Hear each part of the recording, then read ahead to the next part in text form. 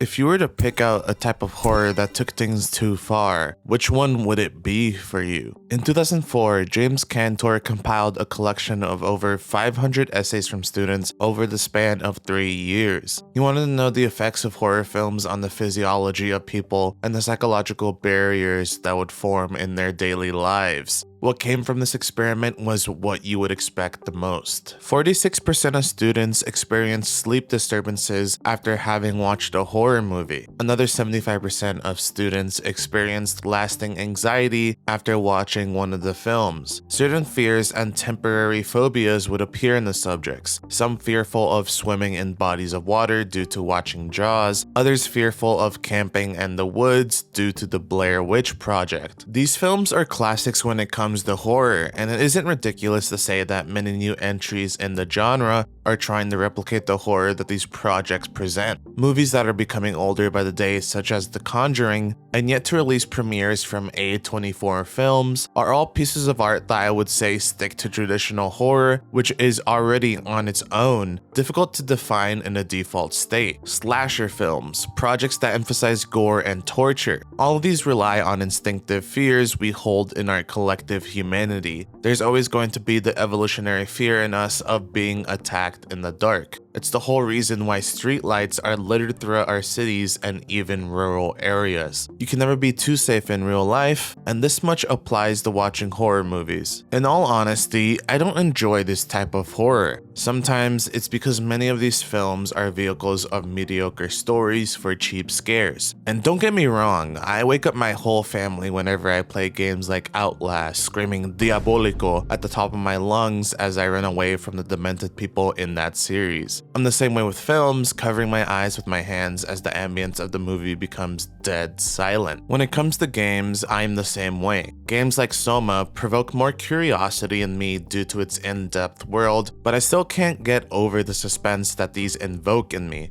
I feel like I'm going to have a heart attack every time I am left in the darkness by my lonesome self, unable to protect myself. Don't even get me started on Amnesia. The atmosphere these games build have influenced many other series to attempt the same. However, I still believe there is much more to be told in the medium of horror stories. Much like amusement parks, horror stories can be used as an avenue for a thrilling experience, incentivizing techniques that are known to get adrenaline pumping, such as the difference between the use of diegetic and non-diegetic sounds during tense moments in horror media. Much like any other drama, mystery, or narrative, horror can also be used to explore themes, messages that lie in our fears, and that can not only compel us to live more carefully, but cautiously in an attempt to preserve our values and not lose them to the endless traps that lay in the alleyways of our cities. I don't mean it'll help you avoid being robbed or attacked, but there's one word to describe the kind of storytelling I'm talking about: existentialism. There are many games in the industry that explore existentialism in an attempt to understand humanity more, and horror does that already to a certain extent. Combine these two features and you have a recipe for success, given that the gameplay is able to emphasize this quality of the game rather than stifle it. I have 3 games I want to explore regarding this that discuss our reason for existence to our quite mundane, arguably meaningless lives. To start off, there's a game that took the community by storm, an existential horror game with dynamic gameplay that specializes in off-base frights to drive its point home. Miside is a story where the player gets dragged into a mobile game with a psychotic girl, Mita. Once she reveals her true colors, you escape and get to explore the multiverse of personalities that this game character has in the different versions that this game has existed in. Through these different worlds, the player experiences all manners of horror, from scenes mirroring the now classic PT and uncanny environments from the back rooms, to gameplay that calls back to many other games such as Space Invaders, Doom, and even Doki Doki Literature Club. Some saying that the whole project is directly inspired from that series. These references can be seen as a love letter to the many art pieces that came before Miside, but in universe, I believe this correlates to the existential message that the ending brings up. In order to contrast the surprisingly dynamic gameplay that the mobile game universes bring to the player character, we also get a peek into the protagonist's everyday life back in his world. As some sort of work-from-home software engineer, his day-to-day consists of waking up, eating, working, and sleeping. Nothing in between, before, or afterwards. The villain of Miside, Crazy Mita, brings us up wondering why the player character and many people in our world like him live their lives like this. There's nothing to be astounded by, nothing to be fascinated by. We live in a routine so that we may just survive in the prison that we have set for ourselves. To Crazy Mita, who kills others and manipulates the other versions of herself, we probably seem more like a maniac giving up our freedom to willingly partake in an endless cycle of mundane suffering. You can retort back to her line of questioning, saying that she purposely hurts others to get what she wants, doesn't appreciate the wishes of others, and the list goes on. Despite this though, through the many other horrific things that this girl has put you through, you can't help but feel as though she has pulled you out of your chair. We, the audience, are being questioned through the dialogue as to whether or not we cherish the lives that we do have or wish for something fantastical like this game has given us. Stories like this are a strange phenomena to pull off. You can't help but feel like you're being attacked, everything you thought was precious being challenged through direct scrutinization. It's one thing to have a game touch on themes that are potent in your life, but it's another to have the antagonist of a story look at you through your monitor and berate you for your method of living. It is brought up directly through this narration and in the world that Miside has constructed, the mobile game you get trapped in, and the many Mitas you meet have been created, either accepted or rejected, and developed further or thrown away based on the prior. When the medium we have been engaging in comes to life in front of us and portrays the horror of the existence of these characters that we take for granted all for the sake of our entertainment, then it becomes too close for comfort. Many of us are playing this deeply rooted game because of our experience with games we've loved before, now being addressed as the monster for throwing away these precious characters once we're done with them. I feel pathetic because if this were to happen, we'd end up exactly as the protagonist. This is commonly seen in second-person storytelling, especially in some games where instead of there being a protagonist who has an already determined identity, or even one the player writes out, the story addresses you, the player, as the arbiter who will decide the fate of the world you're in. Some games like Oneshot use file directories to call out your real name, while voice of cards is played like a tabletop experience, often regarding the protagonist as an entity you are controlling and vicariously living through. Other projects like the Stanley Parable utilize this sort of self-awareness as well, but not always acknowledging you as the audience. Miside skips the part of addressing the audience and instead jumps right into describing the world we all live in, and it is up to us in the dialogue that we snap back with to voice our opinion on the matter. While it isn't by the book's second-person storytelling, the effect achieved through this technique is mimicked through the existential themes in this game. Miside has no shortage of existentialism within its gameplay loop and message. It might be why it's the most popular game to come out recently, or maybe it's because people are thirsting over the many versions of Mita. Either way, you either live long enough to experience this depiction of existentialism, or sit quietly with cool Mita in order to avoid the many horrors of this game, or in my experience, because she is just that fucking cool. There have been a couple of horror games exploring the theme of existentialism this year, and the one to do it in a more immersive manner is Mouthwashing. You're thrown into a spaceship where a mystery is unraveling. You're fed clues through a drip method, seizing any info you can in the short interactions you're a part of to piece together the events of this crash this crew has found themselves in. Every member of the crew is vastly different, giving you more reason to uncover what their individual stories were that led them to this unfortunate string of events. Among the horror game community, this one is an art piece that deserves the praise it gets. From its nostalgic art style to its intricate story told sporadically, yet still finding its way to a sensible narrative, Mouthwashing came out of nowhere with a plot that contained heavy topics but held potent themes when it comes to existentialism. From morally abhorrent crimes to dreams for something bigger, this game explores all avenues of humanity, ones that you despise but others that you can relate to. It makes sense that this ends up existential because all aspects of the conflict found here are very real parts of our lives. The people in this game range from heroes to villains, and the setting and narrative make them interact in such a way that we understand the power of individualistic nature. Our agency in our lives isn't ours alone, as there's consequences to our actions that we must consider when choosing to abide by or reject moral codes. From Swansea to Anya, these characters undergo this trial of humanity that we all face. Each character gets their spotlight, but I want to talk about two in particular. Jimmy, who you play as for a majority of the story, and Curly, who holds some sentiments within him about Jimmy and the world he finds himself in. Many people would dissect this game, wondering what the imagery you find in between all the chambers of this ship means, but if you look at the core of what causes the inflammation that rises within the members of the crew, it happens in the thoughts they have about their futures and the consequences of their past that this is derived from. It's often understood that humans aren't capable of thinking of events in the long term, always overlooking the obvious when trying to understand the grand scale of events. This occurs a ton in Mouthwashing, and the first turning point of their journey results in the crash that stranded the characters to where they are now. I'll be spoiling a major point in the story, so if you want, skip until this point in the video to avoid spoilers. Now that that's out of the way, let's get into it. Curly reveals to his crew that after this expedition, their company will be going under, letting go all of their employees and ceasing functions. Upon hearing this, Jimmy instigates an argument with Curly over the fact that many of the members in this team have nowhere to go to, but Curly has been promised a spot elsewhere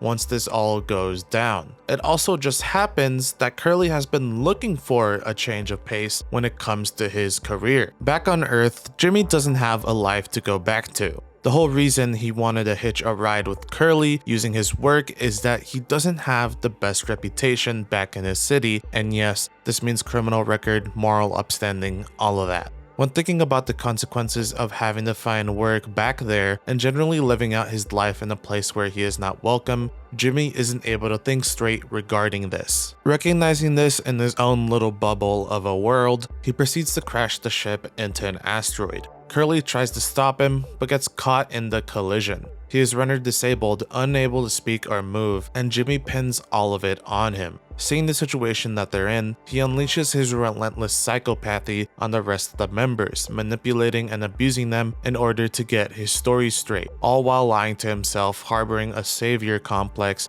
genuinely believing that he is leading them to where they truly belong. Whether that means stranded in the middle of space, never to be seen again, or back home with their families, is up to the audience to decide for themselves.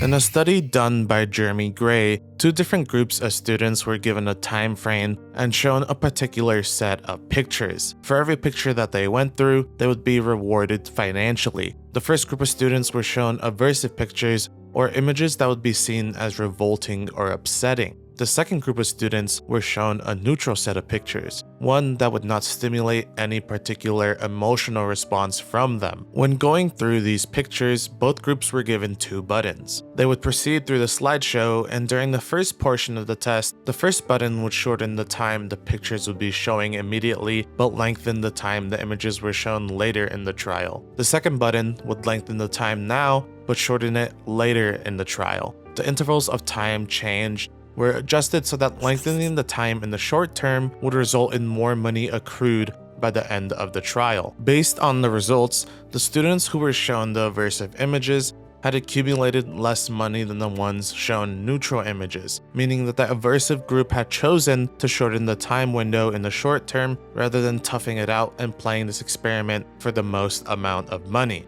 They concluded that people, when in an emotional state, would rather choose the option that would make them feel the best in the short-term future rather than choosing the option that would lead to supposed, more fulfilling long-term future. Basically, when faced with crises in their lives that would make them upset, sad, or negatively in general, people will make decisions that wouldn't lead to longevity of satisfaction. In reality, this may result in impulsion rather than logic. Jimmy from Mouthwashing exhibits this exact phenomenon. From turning points to life-altering choices, Jimmy does not shy away from indulging in his own desires at the expense of others. Other characters showcase this as well, but not to the point that Jimmy does. While Jimmy exhibits this in a selfish manner, the other crew members know that their actions will affect the rest of the people around them, which makes it all the more scarier why some of them do what they did. At the end of it all, no one can be their savior but themselves.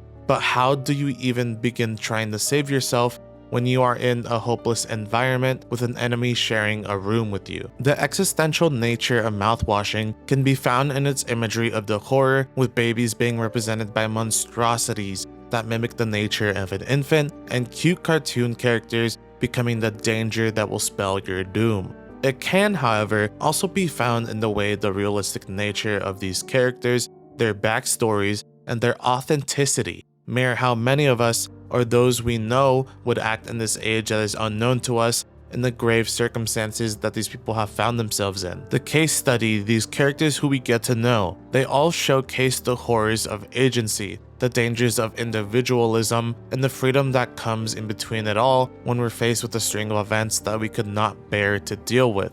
This may seem scary enough or too much to handle on its own, but it becomes all too paralyzing when you realize that a key player, someone who may have begun this story of unfortunate events, had lost their autonomy since the near beginning and had to sit through this storm as a bystander.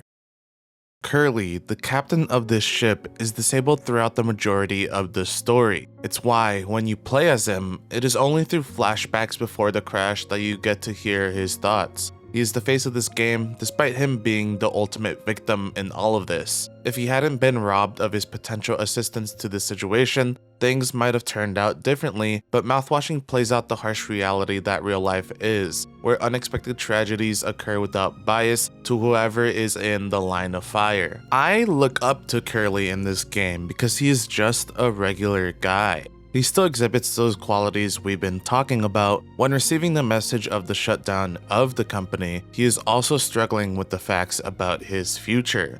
He doesn't know where he wants his life to go, and having seen the end of this ship freighter avenue already, he was ready to give it up, leaving this exhibition as his last of many that he was fond of. He had made the choice to break the news of the company to his crew earlier than directed. Not out of malice, but because he cherished every one of them. He understood what it would mean for all of their futures, so he didn't want to drop it on them towards the end of their journey, because that would be putting their prospective careers at risk due to the untimely warning. Curly was good-natured and wanted the best for his friends, especially Jimmy, someone who he was especially close to, and would go through thick and thin to make sure he gets the chance that he deserves. Everything you learn grows this hope inside of you, this light that never gets to see the light of day. Despite everything that Curly may have done, life can always have different plans for you. If you trip up, it makes this even worse. You're left unprepared, much like Curly was after he was forced into a state of suffering, feeling the searing burn of his injuries and the heavier, charred weight of guilt he harbors as he gets to experience firsthand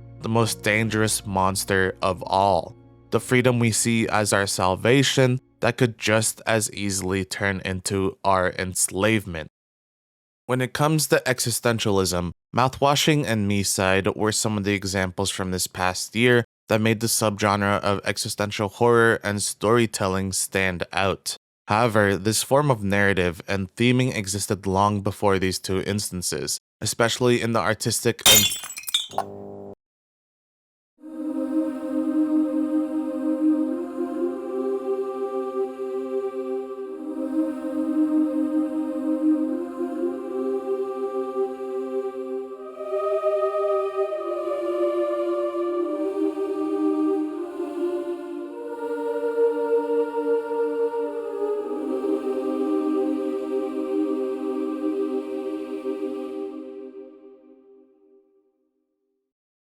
When I think of Slay the Princess, it all amounts into one big thought experiment to me. It asks the what ifs that we all want to know without half-assing any of the fateful choices and instead delving into them despite many of them being grotesque or mimicking cosmic horror. From its beginnings where you know nothing of this world to the ends where you are forced to make a decisive decision, you will never be able to comprehend this universe if you don't connect the dots of the what ifs and engage with the thought experiment. You, the player character, and the princess are very real. You have the narrator and the other voices of personality appear as you go on your adventures, learning about the world this story resides in and about yourself who these voices mimic the emotions of. From coldness to infatuation, The stoicism or mania-induced feelings you experience as the protagonist seem realistic, but also caricatures of the emotion as a whole. It is in between these stages of your journey that you experience an otherworldly force breaching the containment of this story.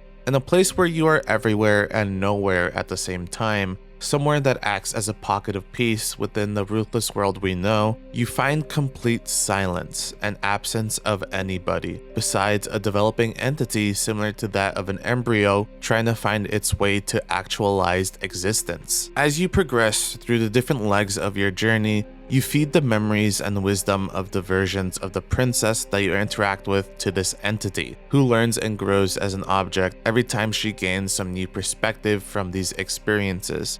In terms of plot, this is significant for what happens at the end of the game, but for our purposes of existential storytelling, this does wonders as a metaphor. Slay the Princess describes the growth of the entity as a soul, similar to how the shell of a baby may relatively grow but stay the same, compared to how your identity as your individual self will evolve in that time from one who can barely understand emotion to beginning to express your own ideas. The physical space she takes up does not change. It is not as if the vessel she takes in changes her form as when you take an apple and measure its displacement in water compared to a watermelon. In the circumstances of the entity, it is the experience she gains through living different lives of the princess that she becomes more conscious and able to convey steadfast ideas rather than muttering inconsequential analogies that don't really take a stand for anything. In our lives, we go through many coming-of-age ceremonies as we physically grow, able to harbor new responsibilities while gaining new privileges. However, the lessons that are valuable aren't learned when we become able to drive a car. It is when we get in our first complication on the road that we learn the importance of cautious driving. It's an interpretation of what growing up actually is, something that isn't shown by the facial hair that grows on your face, but the character of who you are. This is a great example of existential storytelling that appears in Slay the Princess, but it isn't even the scary part. The horrors of these lessons have yet to appear, and while I won't directly spoil the ending of the game, I'll let you know enough to understand the fright. Continuing further down this path, the entity gathers vessels, but is omnipotent as some plot points may suggest. She experiences the situations that you go through in the princess's body within her space of mind that is dictated by the circumstances that followed up to each tragedy. Despite the entity seeming quite philosophical and intricate with their every word, her experience is very limited and is trying to make miles of quilts out of one spool of yarn. It goes to show you that while experience is the secret ingredient to gaining a more mature perspective, it will never make you truly all-knowing, or in the cases of our lives, wholly empathetic and understanding of all sides. Despite the education that we put ourselves through, we can never truly know everything that goes on in the world, for the expanse of just these timelines in Slay the Princess is too wide for even this entity to comprehend fully. It is because of our education that we will continue to be curious about global issues, but not all of us are that way. Much like in Slay the Princess, the entity refuses to entertain any point outside of her own perspective, unless it is to directly scrutinize the player character and your opinion about the final conflict.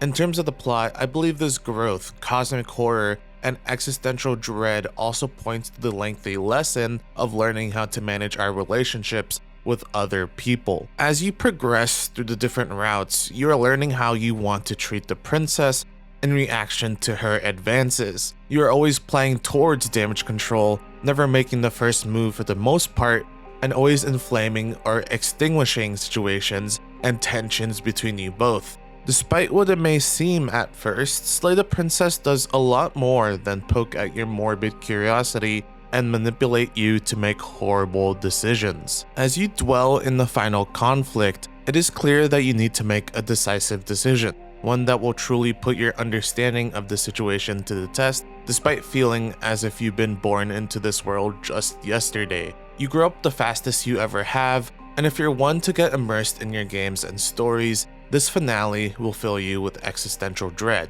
Not only because you are solely responsible for what happens, but because much like real life, your only choice is to make a decision, even if that decision is to close the game and never open the application again. Slay the Princess is also a game about humanity and what makes us who we really are. As the entity grows, she realizes that we, the protagonist, and the princesses in the many realities have similarities connecting all of us, and yet our existences are so far apart from each other that we have rivaling contradictions that can either tear us apart or bring us together. As seen in the many routes, you're always given the agency to choose your own path, either siding with or opposing the princess, resulting in both of you perishing or prevailing. While we manage our relationships, it isn't only the defining decisions that decide where each of us go. Every slip-up or show of affection can greatly affect the people around us, and the entity, while she's programmed to always end up the exact same every time, the people around us in our lives will remember us for our final goodbye. It isn't enough to be curious enough to break out of your shell. You need to have the awareness to realize your legacy within others and how that will affect their lives. Just like how in Slay the Princess, you always have two choices: to save or slay the princess. Up to the end of the story and beyond the runtime of the narrative, you continue to walk down the paths that the princess treads. The entity is someone who, in order to gain her own identity, does not wish you to walk down the same paths again. It proves beneficial in the story and as a player for the same reason, to understand this world better and ourselves better. While the player character may not firmly represent every one of us in the audience, we have been showing empathy in order to make the choices that we embark on in this journey. This whole game is a thought experiment, and once you engage with it in that manner, it becomes a practice, a world for you to utilize and train your empathy and understanding. Everything shown in Slay the Princess, even gore or paralyzing horror, has a place in our lives. It is when you make that connection of synapses, sending an electrical current from one end of your brain to the other, that this game becomes that much scarier while becoming so much more eye-opening. When it comes to these existential horror games, I admit I am the most afraid of them all. I'll play Outlast and scream my head off but forget about it the next day. I'll watch a slasher film and goosebumps will sprawl across my arms the night of if I see a kitchen knife. It is in the moment that these films have an effect on me, but it is never so horrific that in my personal experience, I am permanently changed as a person. Taking this idea through existential horror, my perspective changes entirely. I will remember Miside for not only its potent entertainment, but the questions that it has sparked for my ambitions and desires. Mouthwashing has made me reconsider my future and think about it in a manner that involves everyone in my life who loves me, not only my selfish desires that can sometimes be destructive. Slay the Princess holds a special place in my heart. It's a narrative that screams uniqueness, a project that no one has been quite able to mimic the excellence of. It is between the cosmic horror and grotesque imagery that you can find messages that ring so true for some of us. It is in these stories told through nightmarish situations that we can glean the most about our world and our lives. It might be too scary for us during certain moments, but facing our fears makes us all that much stronger. I would really appreciate it if you could like the video and comment your favorite piece of media about existential horror. I could use more of these in my life. If you want to see more videos like this one, I recommend subscribing and keeping notifications on so that you can catch my next video. I also have a Patreon where you can support me just a tiny bit more, and a second channel where I will be uploading lower effort videos, still about video games, but just covering smaller topics. If you're saying this, I'm glad you enjoyed the video, and thanks a lot for being here. See you all later, you cool people.